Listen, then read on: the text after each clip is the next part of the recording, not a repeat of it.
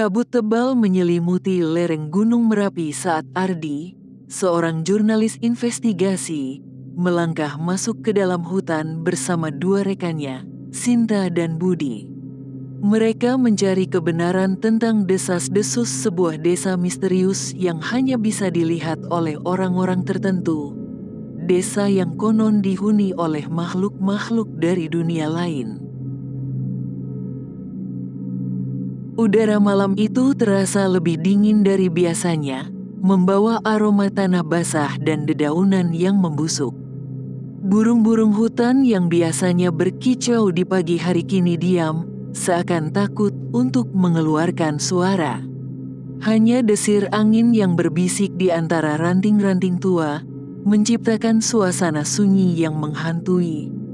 Ardi menarik napas dalam, merasakan kesunyian yang janggal. Kenapa rasanya semakin sepi? Gumamnya sambil memeriksa GPS di ponselnya. Layar menunjukkan no signal. Kita masih di jalur yang benar, kan? Tanya Sinta, matanya melirik ke kanan kiri dengan gelisah. Ia menggenggam tali ranselnya lebih erat, seakan itu satu-satunya pegangan yang bisa menenangkan hatinya.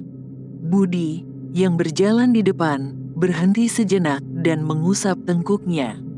Seharusnya begitu, tapi tempat ini terasa berbeda dari yang aku bayangkan, ucapnya. Mereka bertiga datang ke hutan Merapi bukan tanpa alasan. Sudah banyak cerita tentang desa gaib yang katanya muncul hanya pada waktu tertentu. Sebuah desa yang tidak pernah tercatat dalam peta, tidak pernah disebut dalam sejarah, namun sering muncul dalam kesaksian orang-orang yang pernah tersesat di hutan ini. Penduduk desa terdekat sering memperingatkan, jika kau melihat rumah-rumah di tengah hutan, jangan masuk. Jangan berbicara dengan siapapun di sana. Berbaliklah sebelum kau tak bisa kembali. Tapi, sebagai jurnalis investigasi, Ardi tidak bisa begitu saja percaya tanpa melihat sendiri kebenarannya. Bersama Sinta dan Budi, mereka nekat masuk ke hutan, mencari jejak desa yang konon hanya muncul bagi mereka yang terpilih. Semakin jauh mereka melangkah, semakin terasa perubahan yang tak bisa dijelaskan. Jalur setapak yang awalnya jelas mulai tertutup akar dan semak liar, seolah hutan ini berusaha menghapus jejak mereka. Aroma bunga hutan yang samar berubah menjadi bau aneh, seperti kayu terbakar bercampur dengan sesuatu yang membusuk. Angin dingin yang bertiup membawa bisikan-bisikan halus, atau mungkin itu hanya imajinasi mereka. Kalian dengar itu? Tanya Sinta, suaranya bergetar. Dengar apa? Ardi berhenti dan menajamkan pendengarannya. Bunyi gamelan, bisik Sinta. Budi tertawa kecil, tapi terdengar gugup. Mungkin ada penduduk sekitar yang sedang latihan musik tradisional, ucapnya sambil tersenyum. Namun, semakin mereka berjalan, suara gamelan itu tidak semakin dekat ataupun menjauh. Nada-nadanya terdengar mengalun di antara pepohonan, berpadu dengan desir angin yang semakin dingin. Ardi melihat jam tangannya. Sudah hampir senja. Langit yang tadinya terang kini berubah menjadi jingga muram, dan kabut semakin tebal, membatasi jarak pandang mereka. Tiba-tiba, di antara kepulan kabut, bayangan samar mulai muncul, deretan rumah-rumah kayu dengan lampu minyak yang berpendar redup. Sinta menahan napas. Kalian lihat itu, ucapnya sambil menahan napas. Mata mereka membelalak saat menyadari bahwa di tengah hutan yang seharusnya kosong, ada sebuah desa kecil yang berdiri tenang, seperti telah ada di sana selama ratusan tahun. Tapi yang membuat bulu kuduk mereka meremang bukan hanya keberadaan desa itu, melainkan sesuatu yang lebih ganjil. Tak ada suara ayam berkokok. Tak ada suara orang bercakap-cakap, hanya suara angin dan suara gamelan yang kini terdengar lebih dekat. Di depan salah satu rumah, berdiri seorang lelaki tua dengan jubah lusuh. Wajahnya pucat, matanya cekung, tapi bibirnya tersenyum. "Selamat datang. Kami sudah menunggu kalian," katanya dengan suara yang nyaris berbisik. Angin bertiup lebih kencang. Kabut menutupi jalan di belakang mereka, menghilangkan satu-satunya jalan pulang. Dan di saat itu juga, mereka menyadari bahwa mereka telah masuk ke tempat yang seharusnya tidak pernah mereka datangi. Semakin jauh mereka melangkah, semakin terasa perubahan yang tak bisa dijelaskan. Jalur setapak yang awalnya jelas mulai tertutup akar dan semak liar, seolah hutan ini berusaha menghapus jejak mereka. Aroma bunga hutan yang samar berubah menjadi bau aneh, seperti kayu terbakar bercampur dengan sesuatu yang membusuk. Angin dingin yang bertiup membawa bisikan-bisikan halus, atau mungkin itu hanya imajinasi mereka. "Kalian dengar itu?" tanya Sinta, suaranya bergetar. "Dengar apa?" Ardi berhenti dan menajamkan pendengarannya. "Bunyi gamelan," bisik Sinta. Budi tertawa kecil, tapi terdengar gugup. "Mungkin ada penduduk sekitar yang sedang latihan musik tradisional," ucapnya sambil tersenyum. Namun, semakin mereka berjalan, suara gamelan itu tidak semakin dekat ataupun menjauh. Nada-nadanya terdengar mengalun di antara pepohonan, berpadu dengan desir angin yang semakin dingin. Ardi melihat jam tangannya. Sudah hampir senja. Langit yang tadinya terang kini berubah menjadi jingga muram, dan kabut semakin tebal, membatasi jarak pandang mereka. Tiba-tiba, di antara kepulan kabut, bayangan samar mulai muncul, deretan rumah-rumah kayu dengan lampu minyak yang berpendar redup. Sinta menahan napas. "Kalian lihat itu," ucapnya sambil menahan napas. Mata mereka membelalak saat menyadari bahwa di tengah hutan yang seharusnya kosong, ada sebuah desa kecil yang berdiri tenang, seperti telah ada di sana selama ratusan tahun. Tapi yang membuat bulu kuduk mereka meremang bukan hanya keberadaan desa itu, melainkan sesuatu yang lebih ganjil. Tak ada suara ayam berkokok. Tak ada suara orang bercakap-cakap, hanya suara angin dan suara gamelan yang kini terdengar lebih dekat. Di depan salah satu rumah, berdiri seorang lelaki tua dengan jubah lusuh. Wajahnya pucat, matanya cekung, tapi bibirnya tersenyum. "Selamat datang. Kami sudah menunggu kalian," katanya dengan suara yang nyaris berbisik. Angin bertiup lebih kencang.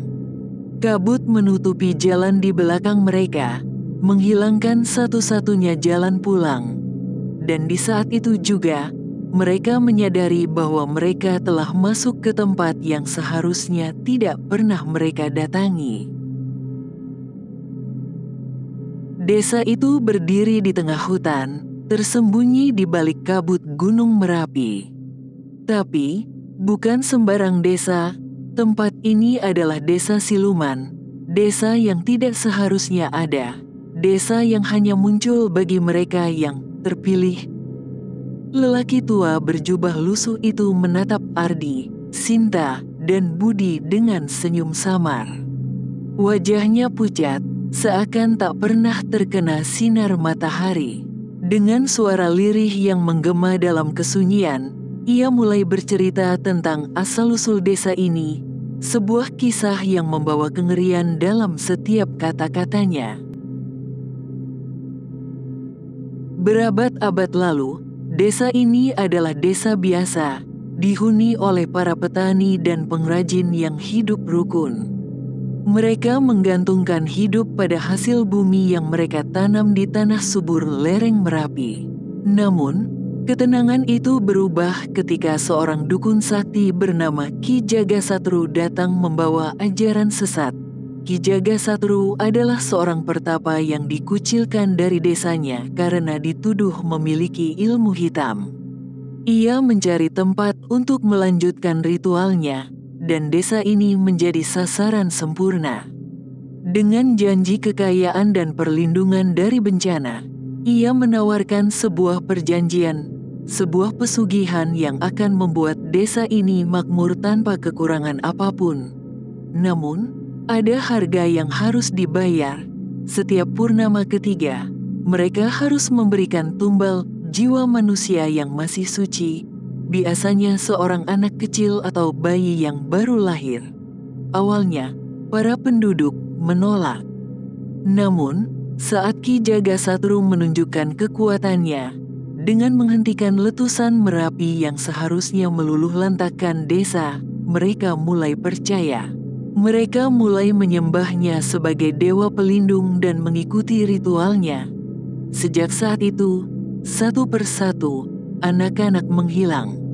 Setiap kali desa mengalami panen berlimpah atau terhindar dari bencana, selalu ada suara tangisan samar di tengah malam, seakan berasal dari dalam tanah. Hingga suatu malam, seorang pemuda bernama Raden Wisanggeni yang mengetahui kebenaran itu memimpin pemberontakan. Ia membakar rumah Ki Jagasatru dan menusukkan keris ke dadanya. Tapi sebelum mati, Ki Jagasatru mengutuk desa ini dengan kata-kata terakhirnya, "Kalian akan hidup selamanya dalam bayangan, terjebak di antara dunia nyata dan kematian. Desa ini akan menghilang dari peta, dan hanya mereka yang haus kebenaran yang akan menemukan kita. Tapi mereka takkan pernah kembali." Dan tepat di malam itu, desa ini menghilang.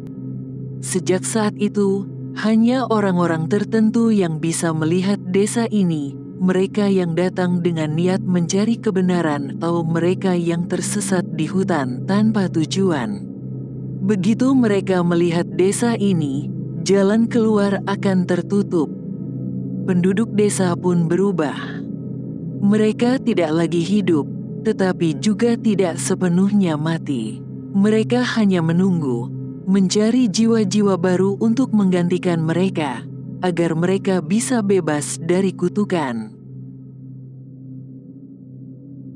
Ketika lelaki tua itu selesai bercerita, Sinta merasakan napasnya tercekat. Ardi menelan ludah, berusaha berpikir logis. "Jadi, kami ini pengganti kalian?" tanyanya dengan nada yang tersendat. Lelaki tua itu tersenyum, matanya mulai memerah seperti bara api. "Sudah waktunya bagi kami untuk pergi, dan waktunya bagi kalian untuk tinggal," jawabnya. Kabut semakin menebal, suara gamelan semakin keras, dan perlahan bayangan desa itu mulai menelan mereka. Kabut yang semula tipis kini semakin tebal, melingkupi setiap sudut desa yang entah bagaimana bisa muncul di tengah hutan Merapi. Suasana semakin mencekam, bau tanah basah bercampur aroma dupa yang terbakar menusuk hidung Ardi, Sinta, dan Budi. Suara gamelan yang tadinya hanya terdengar sayup, kini semakin nyaring seakan berputar di sekitar mereka. Namun tidak ada satupun orang yang terlihat memainkannya. Mereka berdiri di tengah alun-alun desa, dikelilingi rumah-rumah kayu tua dengan dinding berlumut. Lampu-lampu minyak di depan rumah berkedip-kedip seolah merespons kehadiran mereka. Sinta menggenggam tangan Ardi dengan erat. "Aku nggak suka tempat ini. Kita harus pergi," ucapnya lirih. Budi mengangguk, tapi langkahnya terasa berat. Seolah tanah di bawah kaki mereka menolak untuk melepaskan mereka. Lelaki tua yang tadi bercerita masih berdiri di depan mereka, matanya kosong seperti lubang hitam. Tiba-tiba, ia tersenyum lebar. "Kenapa kalian ingin pergi? Bukankah kalian sudah dipilih? katanya sambil menyeringai. Seketika, bayangan-bayangan di sekitar mereka mulai bergerak. Dari balik rumah-rumah tua, dari pepohonan di tepi desa, muncul sosok-sosok yang sejak tadi mereka kira hanyalah ilusi mata. Mereka tidak memiliki mata, wajah mereka kosong, hanya ada dua cekungan hitam tempat mata seharusnya berada. Kulit mereka pucat dengan bekas luka-luka menganga, seperti mayat yang sudah terlalu lama terkubur. Namun, mereka berjalan, menghampiri, semakin dekat. Ardi menarik tangan Sinta dan Budi. Mereka lalu mencoba berlari ke arah jalan setapak yang mereka lalui sebelumnya. Namun, jalan itu menghilang. Tidak ada lagi jalur tanah yang mengarah keluar dari desa. Yang ada hanyalah kabut putih pekat yang berputar-putar seperti pusaran. Sudah kubilang, kalian tidak bisa pergi. Suara lelaki tua itu kini bergema, terdengar dari segala arah. Sosoknya telah lenyap, tetapi suaranya tetap ada, melingkupi mereka seakan datang dari udara itu sendiri. Sinta terisak ketakutan. "Kita di mana ini?" tanyanya ketakutan. Budi memandang ke arah rumah-rumah yang sekarang mulai berubah bentuk. Dinding-dinding kayunya tampak membusuk dengan cepat. Genteng-genteng jatuh satu persatu, dan dari dalam rumah terdengar suara bisikan lirih, seperti seseorang yang sedang merapal mantra. Desa ini sedang berubah. Tidak, bukan hanya berubah. Desa ini sedang menghisap mereka. Ardi menggertakkan giginya, menatap ke sekeliling dengan panik. "Pasti ada cara keluar, kita harus mencari jalan lain," ucapnya panik. Tapi sebelum mereka bisa berpikir lebih jauh, sebuah tangan kasar mencengkeram pergelangan Sinta. Sinta lalu menjerit. Tangan itu bukan milik manusia biasa. Kulitnya hitam legam, jari-jarinya panjang seperti akar pohon, kukunya tajam seperti cakar. Dari dalam kabut, sesosok tubuh besar perlahan muncul. Matanya merah menyala, dan dengan suara serak yang mengerikan, ia berbisik di telinga Sinta, "Kalian bukan yang pertama, dan bukan yang terakhir." Sinta lalu terseret masuk ke dalam kabut. Ardi dan Budi berteriak, mencoba mengejarnya. Tetapi semakin mereka berlari, kabut semakin menelan Sinta, hingga akhirnya ia menghilang. Hanya tersisa suara gamelan yang terus berbunyi, semakin keras, dan semakin menggema di kepala mereka. Ardi dan Budi berdiri membeku. Udara di sekitar mereka terasa lebih berat, seolah ada sesuatu yang tak kasat mata menekan tubuh mereka. Sinta telah hilang di telan kabut, dan suara gamelan yang terus berdentam kini berubah lebih cepat, lebih liar, seperti sedang mengiringi upacara yang tak terlihat. Budi menatap Ardi, napasnya tersengal. "Kita harus cari Sinta, kita nggak bisa ninggalin dia," teriaknya. Ardi mengangguk, meski kakinya gemetar. Mereka berdua bergegas ke arah kabut tebal tempat Sinta menghilang. Tapi begitu mereka melangkah, desa itu berubah lagi. Rumah-rumah kayu yang tadi berdiri tampak semakin tua, lapuk, dan kini dipenuhi sulur-sulur akar yang menjalar seperti urat nadi. Jalanan tanah yang sebelumnya tampak biasa kini berubah menjadi tanah hitam yang berasap tipis, seolah mengandung bara di dalamnya. Tiba-tiba, seseorang tertawa. Budi dan Ardi menoleh cepat. Di ujung jalan, di bawah sebuah pohon beringin besar yang terlihat semakin menyeramkan di tengah kabut, berdiri seorang wanita dengan pakaian kebaya hitam. Rambutnya tergerai panjang hingga menutupi sebagian wajahnya. Di tangan kanannya, ia memegang sesuatu, sepotong boneka jerami yang basah oleh darah. kalian mencari teman kalian?" tanyanya. Suaranya dingin, hampir tanpa emosi. Ardi menelan ludah, mencoba memberanikan diri. "Di mana Sinta? Apa yang kalian lakukan padanya?" tanyanya. Wanita itu mengangkat boneka di tangannya. "Dia sudah dipilih," jawabnya. Budi mulai menyadari sesuatu. Ia melihat ke arah tanah di sekitar mereka dan menemukan jejak kaki mereka sendiri sudah menghilang. Tidak ada bekas langkah mundur, tidak ada jejak yang bisa membawa mereka kembali. Mereka sudah benar-benar masuk ke dalam perangkap. Wanita itu tersenyum tipis, lalu menundukkan kepala seolah tengah berbisik kepada seseorang yang tak terlihat. Setelah itu, ia menoleh ke mereka dan berbisik, "Selamat datang di tempat kalian yang baru."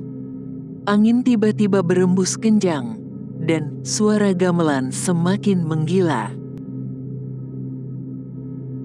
Langit di atas desa gaib itu kini berwarna merah gelap, seolah matahari telah lama tenggelam dan hanya meninggalkan nyala api di kejauhan.